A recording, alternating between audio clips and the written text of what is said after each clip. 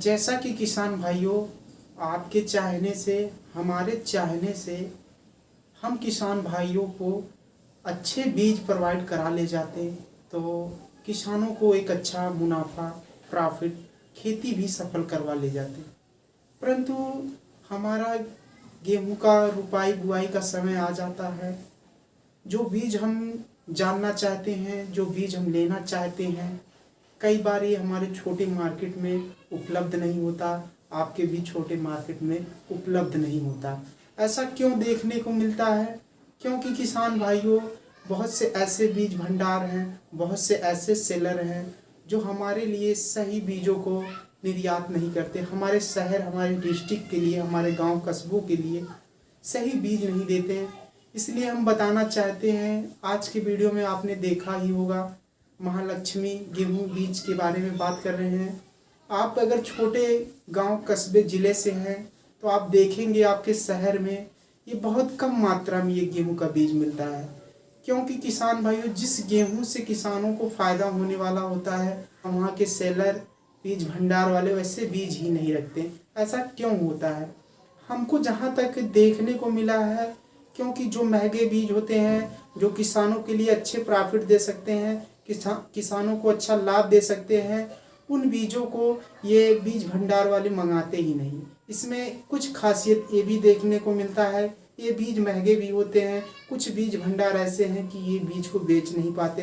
परंतु हम ये कहना चाहते हैं किसान भाइयों, आप नई बीज की संचार करना चाहते हैं, नई बीज का उपचारण करना चाहते हैं तो महंगे बीजों को थोड़ा सा मंगाइए। अपने खेतों में 10 बिस्से 5 बिस्से करके बुआई कीजिए। सिर्फ अगले वर्ष बीज तैयार करने के लिए ही इसका उपयोग लेना चाहिए। इससे आप एक अच्छी नई वैरायटी का उत्पादन कर सकते हैं। परंतु किसान भाइयों, ये समस्या होती है कि ये बीज ही हमारे ज़िले शहर में नहीं मिलता, इसीलिए हम परेशान से रहते हैं। इस समय ऑनलाइन भी लिया जा रहा है, कुछ साइटों पर ये बीज मिल जाती हैं, परंतु पैसे पहले जमा करा लेते हैं, उसके बाद बोलते हैं 6 से 7 दिनों के अंदर आपका बीज मिल जाएगा, और महीने बीत जाते हैं, बीज नहीं मिलता। इसीलिए किसान भाइयों को भरोसा उठता चला जा रहा है नई बीजों से, और पुरानी बीजों को फिर रिपीट करता है, खेतों में बुआई करता है, रुपाई करता है, जिससे उसके उतने हद तक, लेवल तक उत्पादन नहीं मिलता, उपज नहीं मिलता, किसानों को प्रॉफिट नहीं हो पाता। जो महालक्ष्मी बीज के बारे में हम बात कर रहे हैं, कण वंदना का है, तो कण वंदना के बीजों में आप देखेंगे जो सस्ते बीज होते हैं वो मार्केट में, हर एक मार्केट में उपलब्ध होते हैं।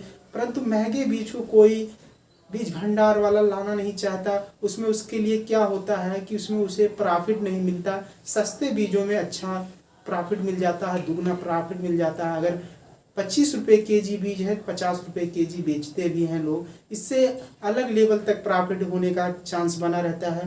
परंतु जो ये महालक्ष्मी बीज है, ये सब बीज जो महंगे बीज होते हैं 45 से 50 रुपये किलो होते हैं, जिससे ये लोग नहीं मंगाते, इन लोगों को उसमें प्रॉफिट नहीं देखने को मिलता। तो इस पर्पज़ से हम बताना चाहते हैं, अगर ये बीज हमारे शहर में उपलब्ध होंगे, हमारे बीज भंडार के करीबी में उपलब्ध होंगे, तो थोड़ा करके हम उस बीज को संचार करेंगे, हमें अच्छा प्रॉफिट मिल सकता है। परंतु दोस्तों, ये बीज नहीं मिलने के कारण हम वही पुरानी बीज पर पड़े रह जाते हैं, उसी पुरानी बीज के बुआई रुपाई करते हैं और अच्छा हमें लाभ भी नहीं हो पाता। बुआई के 120 से लेके 125 दिनों के अंदर यह पूरी तरीके से पककर तैयार हो जाता है।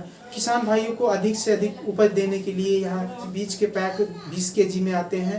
अन्य वैरायटियों से दुगना उपज देने के लिए यह बीज जाना भी जाता है। इस फसल में रोग भी नहीं लगते, भूरा रुतवा वाला रोग या पत्तियों को पीली पड़ जाना, ये सारी बीमारी इस फसल में नहीं देखने को मिलते।